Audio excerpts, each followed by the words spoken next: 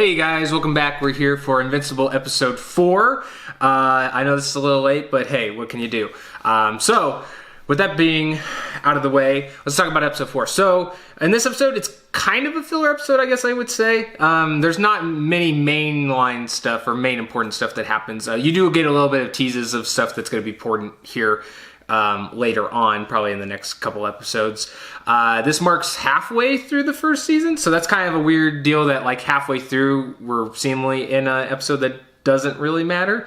But there's still some things to talk about, I would say. There is some noticeable changes. I would say the main things we get in the episode is Mark going on a solo mission to Mars, which is cool. That's highly remixed from the comic, but it's still pretty well done in this episode, I thought. You do have Mark and Amber going on their first date, which again, more signs of Mark having to kind of decide, how he's going to balance his personal life with his superhero life.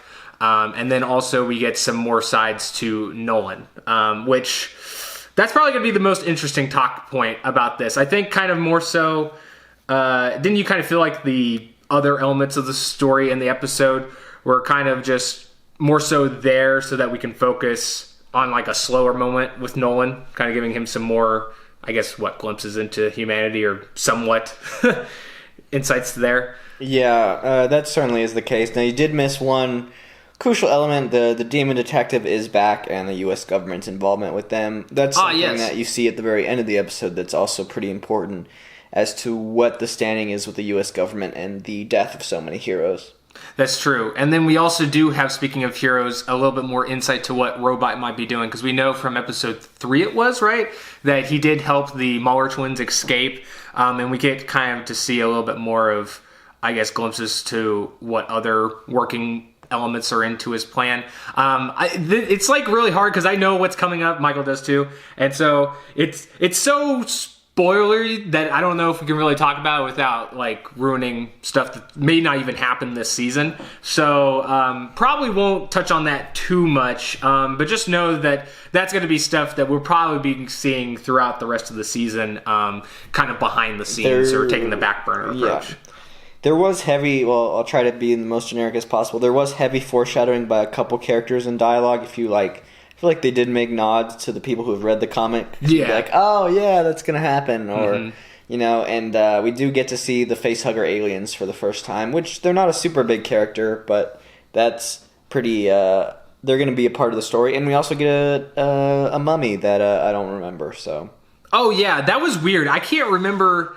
That must be something that I'm just completely lapsing on from like the comic, because kind of in between our break, I went back and kind of read some of the material that I think will probably stick to for the first season, and that was not in that. So I don't know if that's something that they've added or if that's going to be referenced to something later that pops up that I'm just somewhat remembering. Speaking of, though, at the beginning part of the episode, we didn't mention in the first 3 episodes, but there's this weird thing the show is doing, probably ever since, after episode 1, and that is the weird way they transition to the title card. It's always, I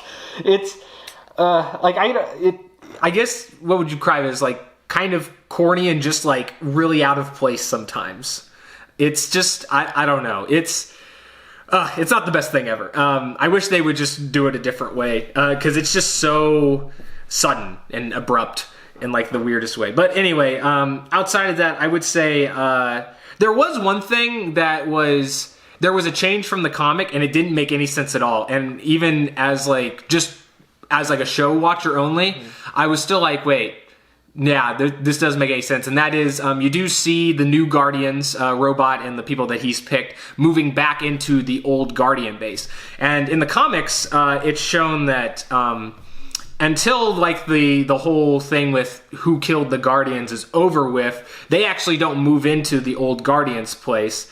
They actually have to stay at the old Teen Team base because obviously they don't know who the killer is, and he's still out at large. And he was able to get access to the lair in order to get the drop on all of them, right? At least that's the knowledge that they have. So having them move into the old team lair without, caught, catching, or knowing. I mean, it's a little bit different because obviously, you get word that, Cecil and the government do suspect Nolan, or they know Nolan might have killed the Guardians. At least that's kind of what they've implied in this episode. But it's still really weird, like, why they would put, like, the only heroes that they have to possibly go up against Nolan, if that's what they're going to do, in an access point where no one knows about and can get into already. So that's kind of weird. I don't know why that was changed, but I get it. It's not maybe something most people will pick up on unless you're really kind of analyzing the situation. Kind of like those CGI characters in the background.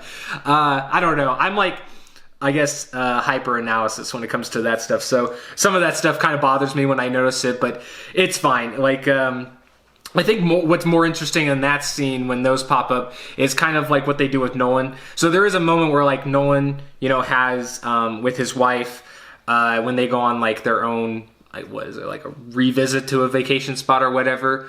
And there's, I don't know. I think in the show it's still laid on a little thick or like one-sided-ish, where it's like, yeah, he's evil, which it's not necessarily the case, or at least it's not as simple as that. And I think in the show it's still kind of weird how it's wanting to be that route, but I think they do add a little bit of nuance, just not as much as there was in the book. But it's still really weird though how Nolan is like talking to Damien Darkblood, and we were talking about this when we were watching the episode, but just that he like reveals his hand for no reason, of like threatening almost Darkblood, when Darkblood, I mean, he knows about it, but he doesn't have any evidence to support what he, his intuition. So it's kind of weird that that's in there. But I don't know, do you like the change of the government kind of knowing Nolan is seemingly the culprit, or at least their prime suspect? Because I think in some regards it's a little bit more believable, especially with how they remixed it in the show. But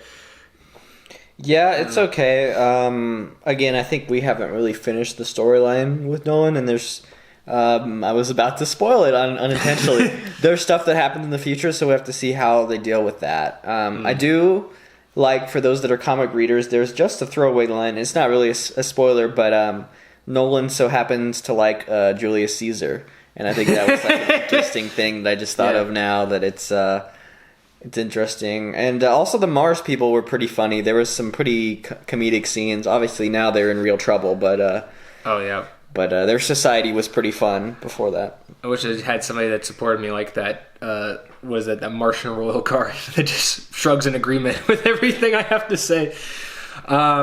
But yeah, there's definitely some like good seeding for new storylines. Even like a little bit with the Muller twins, seeing obviously twin power coming back, and Robot keeping tabs on them. That's gonna come back. But yeah, overall, just a very kind of like in between episode. I'd say this was still a good episode. It feels like it's a weird place to have a slower episode in terms of like where it falls into the story. But I still liked that it did give a little bit more slower moments with Nolan, because I do think that before we get to like the major conflict that will probably end out the season, I think there did or needed to be more scenes with Nolan and his family, and like not necessarily a superhero capacity. Mm-hmm. So, Michael's about to fall asleep because, I don't know, he got dying before he came over here or something.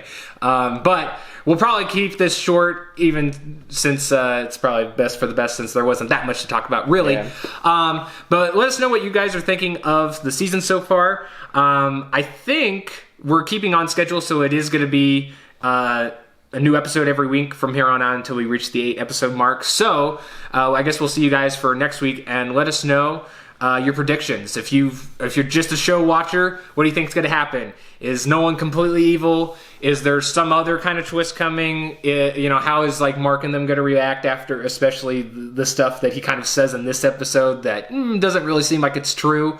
How's Eve going to feel being friend-zoned? Yeah, that too. I'm really okay. Maybe in closing, just real quick, you did pop up that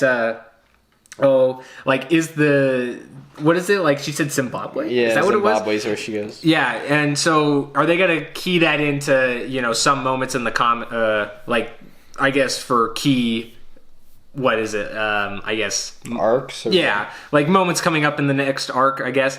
And maybe Like, it does seem weird because there's a change in some of the characters. I am curious if they're gonna completely redo it, because I don't think there's room for it to be the same, or at least even similar. So I guess we'll have to wait and see, but I am really looking forward to the next episode, even though this one was maybe not as good as the first 3, I would say. But still enjoyed it, and we'll still be back for next week. So I guess until then, guys, we'll see you. An Invincible title screen.